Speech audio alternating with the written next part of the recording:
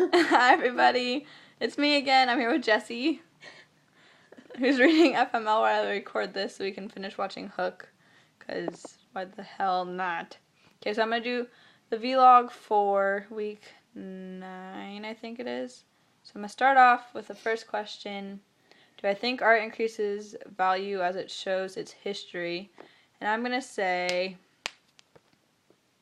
I think it shows value either way. I think that if you're looking at it from modern day and you're looking at a past piece of history, it helps show you like what was important back then and what people saw back then and the input that they had on like different situations.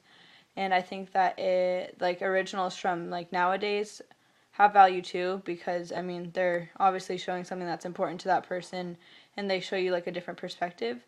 So I think it has equal value regardless of if it's new or old, because it's going to show a different point of view regardless, and all those are valuable if you're trying to look at different situations.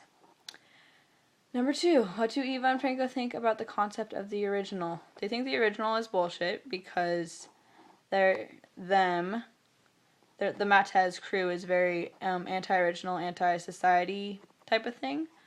They think it's overrated, and sorry, I'm reading my notes. They think it's overrated, especially in museums, as in saying like, okay, like just because it's an original doesn't mean it has this immense power over people. Any work of art, even if it's not an original, is important. Like you can tweak the original to make it more important or say something different. So the original is overrated. Like, oh, everyone needs to be original, when in reality, that's not the most important thing. The most important thing is the perspective and the value behind that you place on that yourself. Next one. What was the dark twist behind Darko Marver's art? This Darko Maver's art is crazy because it's all that gross stuff that no one really wants to see, but they show it anyways. I like him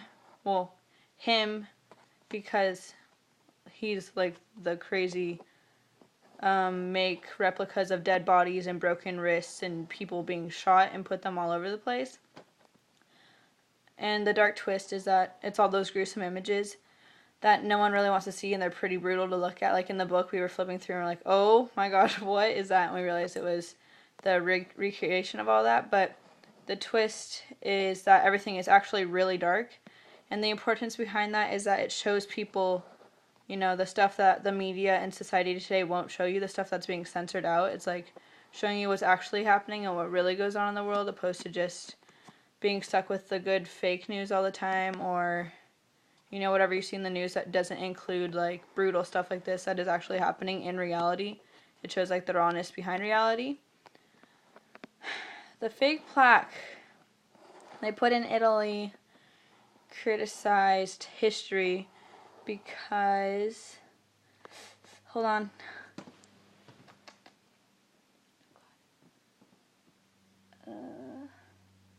Oh.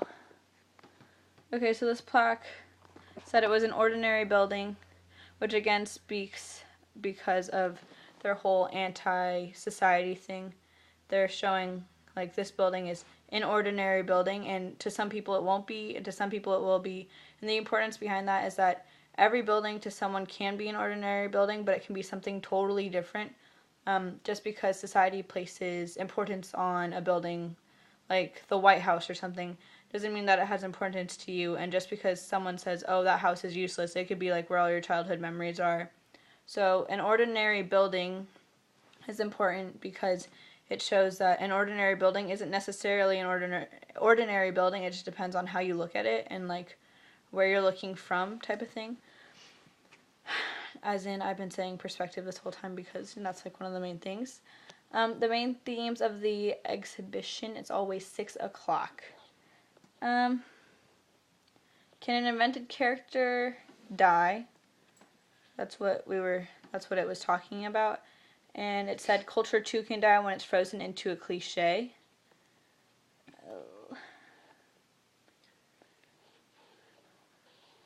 Okay, so I didn't really understand this one, and this is the one I'm gonna stop at, but it's talking about how stuff can turn into cliche and then it loses meaning, kind of. like when stuff is turned into cliche, when everyone sees it that way as something that's like, oh, supposed to happen, or like cliche-ish, it doesn't have as much power. And when culture does that, it essentially dies. It loses power and stuff because it's now turned into something that's going to be, you know, used in conformity and that people are going to follow, that type of stuff. Okay, yeah, so that's where I'm going to stop. Overall, still like the reading.